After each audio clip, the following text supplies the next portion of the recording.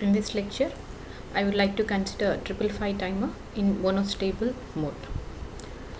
Here is the circuit, the internal block diagram representation of a 555 timer in monostable mode. And let me talk of this connection. And here I am not going to use the fourth pin, therefore this fourth pin is connected to VCC. And let me talk of the physical connections of a 555 timer in monostable mode. As you can see, from 7th pin we have an external timing capacitor which has been connected to ground, and there is a short circuit between 6th and 7th pins, and from 6th pin an external timing resistor which has been connected to a plus VCC, and to the second pin of the 555 timer we go with the application of a trigger input which is said to be a negative going pulse, and the magnitude of this negative going pulse is it has to cross or it has to go down below 1/3 VCC. This should not be a negative pulse, rather it should be a negative going pulse where the amplitude should cross 1/3 VCC. And these are the external connections with respect to 555 timer in monostable mode. And just after switching the power supply, the initial charge on the capacitor is said to be 0.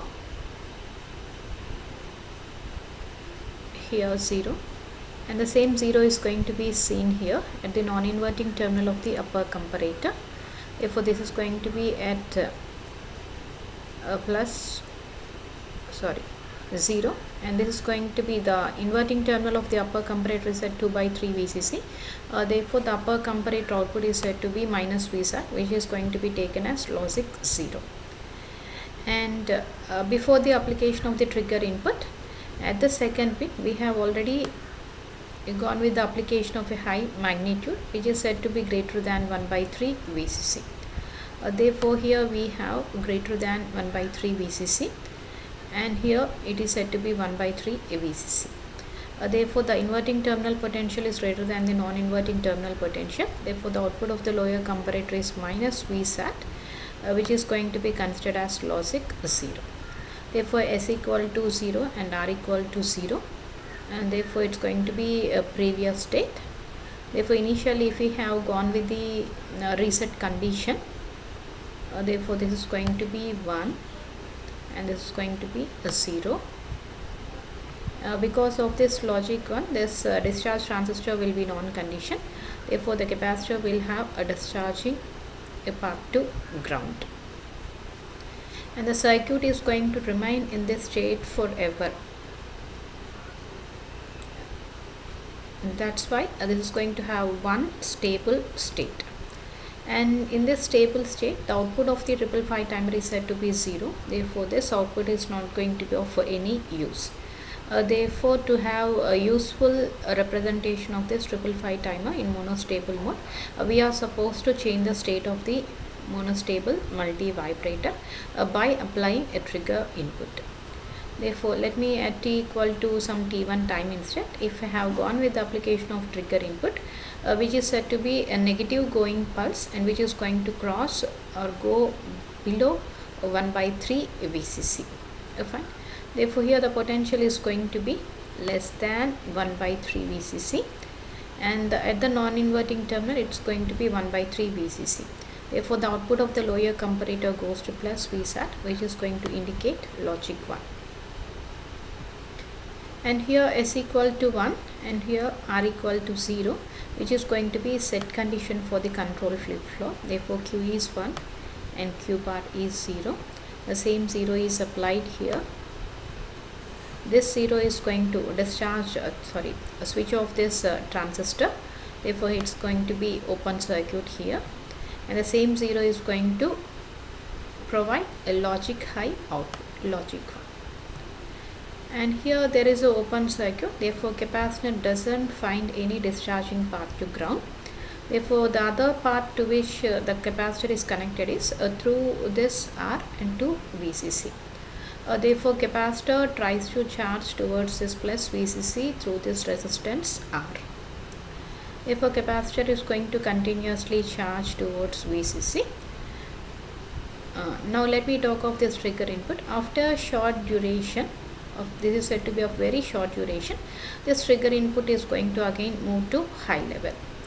Even though it's going to move to high level, here it's going to be greater than 1 by 3 VCC. Therefore it's going to be again logic 0, and this is going to be continuously 0. Therefore S equal to 0 and R equal to 0, and it's going to remain in the previous state. Therefore the same 1 is going to be seen here, the same 0. The same 0 is applied to this transistor, which will drive the discharge transistor into off condition, disconnecting the external timing capacitor, and the same 0 is going to provide a logic 1 output. Therefore, even though the trigger input is going to come to actual level, the 555 timer is not going to change its state. Therefore, capacitor continues to charge to VCC.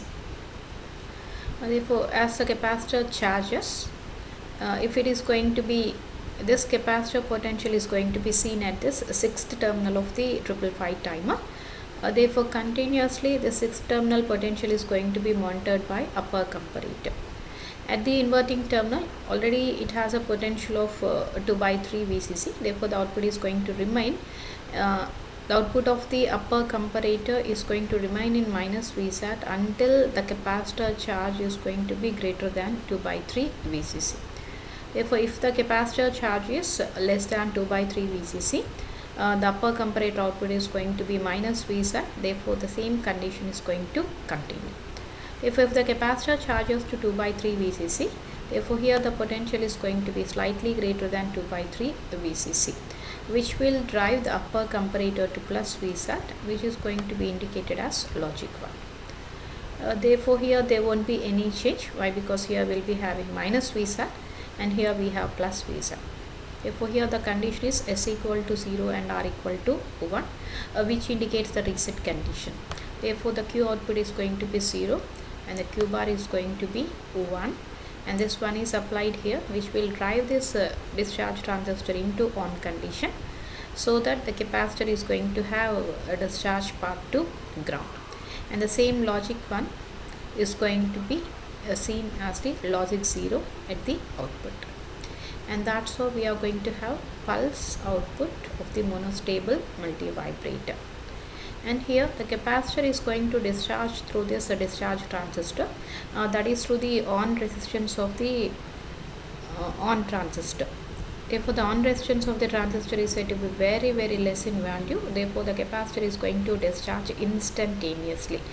That means within no time the capacitor is going to discharge from 2 by 3 VCC to 0 volts, and hence the monostable multivibrator has returned to its original stable state, and again it's going to remain in this state forever until we are going to apply one more trigger input.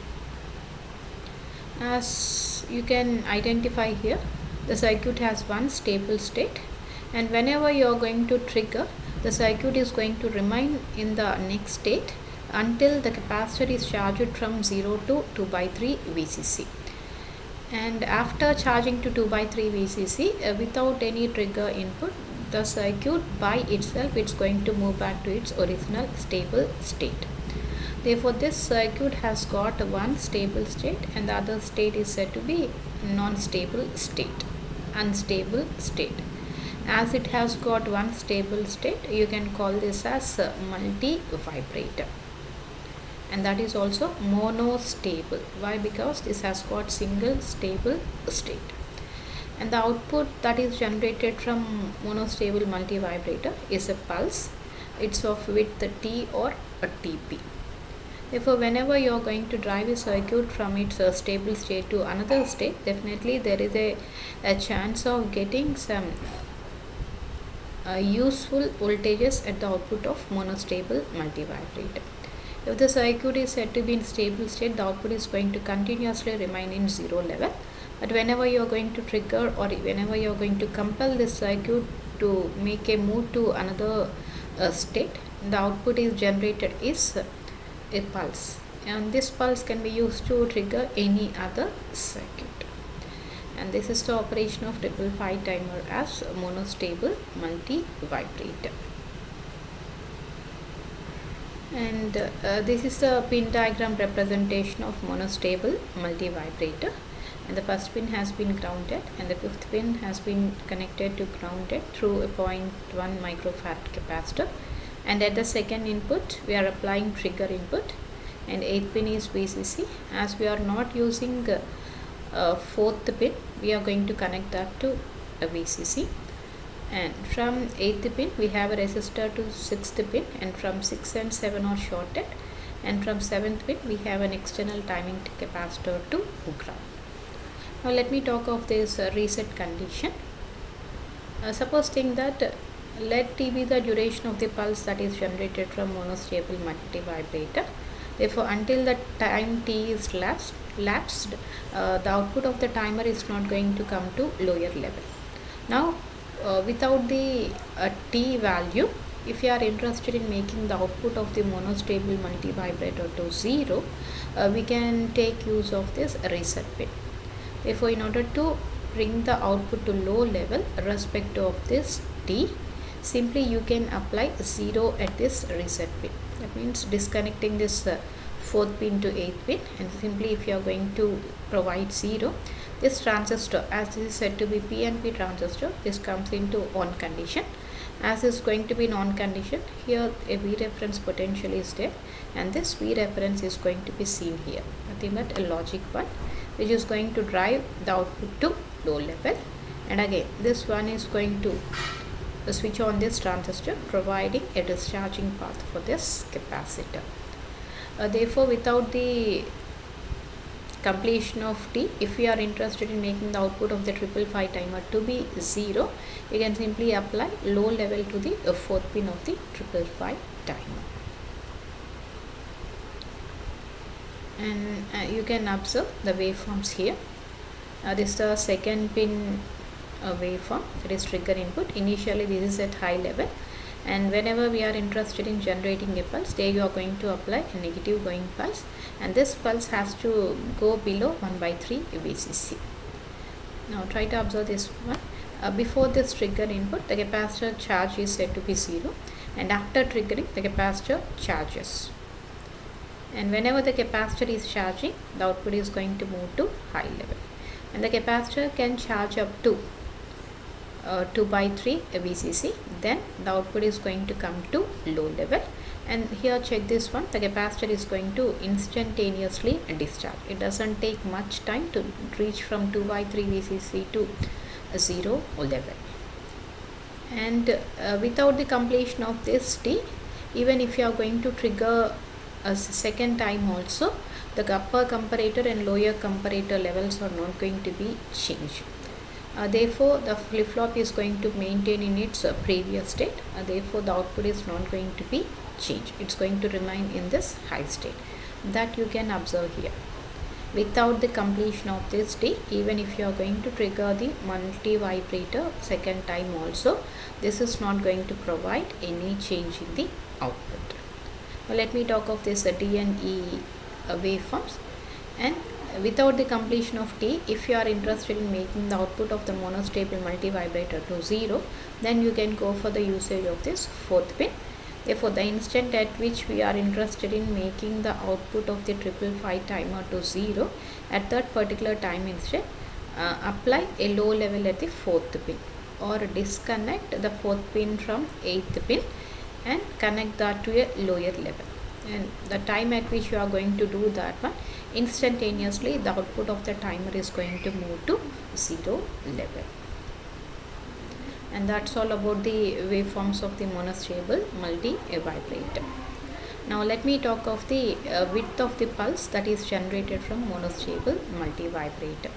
Of course, the width of the pulse is determined by the charging of the capacitor from 0 to 2/3 VCC. As we all know, the capacitor charges exponentially. Therefore, you need to consider a capacitor charging voltage, which is said to be in the form of exponentially raising form. Therefore, the charging voltage across the capacitor is given by Vc. Capacitor voltage is equal to Vcc into 1 minus e power minus t by Rc. Now, at t equal to t, that means at the end of the pulse, the voltage across the capacitor is 2 by 3 VCC. If T equal to T, VC is equal to 2 by 3 VCC. Substituting these two conditions in this expression. If at the place of VC we have 2 by 3 VCC equal to VCC into 1 minus e power minus capital T by RC. If you are going to simplify this one, VCC and VCC gets cancelled. If I am going to take this e power minus t by RC this side, it's going to be 1 minus 2 by 3.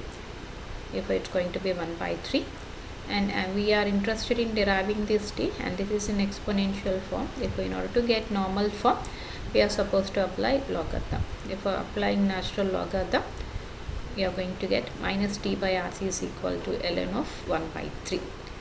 Therefore, t equal to minus RC ln of 1 by 3, or t equal to RC ln 3, or simply t is equal to RC ln 1 by 3. Both are going to remain same, as the magnitude is said to be same, which is equal to 1.1 RC.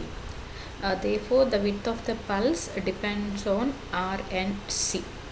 If you are going to increase the value of C, even the pulse width is going to increase. Even if you are going to increase the value of the resistance R, the width of the pulse is going to be increased. Therefore, the width of the pulse depends on external timing capacitor as well as timing resistor. And from this we can conclude that monostable multivibrator has single stable state and the other state is said to be unstable state, and that's why this is called as monostable multivibrator. And the type of waveform that is generated from monostable multivibrator is pulse, and the width of the pulse is simply given by 1.1 RC, and width of the pulse depends on the external timing resistor as well as timing capacitor. That's all.